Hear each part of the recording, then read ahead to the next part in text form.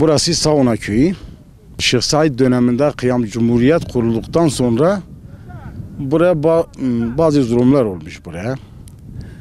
Hatta bizim köyde Kur'anları saklamışlar. Kur'anları getirmişler, o gördüğümüz o deliğe koymuşlar orada.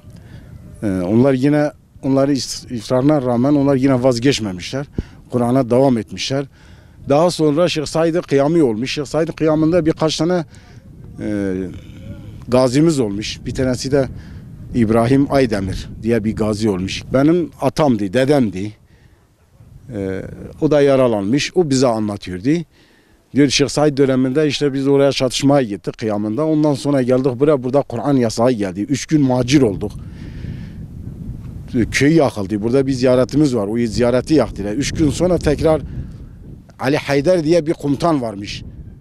Yani Atatürk döneminde Atatürk'ün komutanı. O bu köylere çok zulüm yapmış. Artık bu Arapça kitapları, el yazı kitaplarının hepsini asker geldiği zaman onlar getirip bu deliğe saklıyordular. Onlar gittikten sonra tekrar yani adamlar başlamış. Yani burada mücadele vermiş.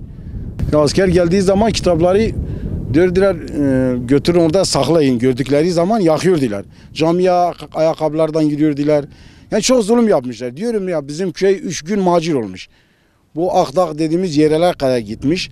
Ali Haydar diye bir komutan varmış. O komutan işte çok zulüm yapmış. Ondan sonra 3 gün sonra tabii şey olmuş. Millet bir sakinlik gelmiş. Tekrar geri dönmüşler köyde. Öyle hayat devam etmiş. Ben çocuk iken de geliyordum o mağarada Kur'anlar duruyordu. Biz Kur'anları o dedikleri deliklere bırakıyorduk. Eskiden o eski Kur'anlar da oradaydı. Son yakılma da tarihi belli değil ama bu sonradan tabii bizim dönemimizde olmuş. Onlar gördükleri zaman yakıyordular. Onlardan sonra onlar burayı bilmiyordular. Eskiden yol yoktu, şey yoktu. Köye kadar, camiye kadar veya türbeye kadar. Türbe de yakılmıştı o macir döneminde.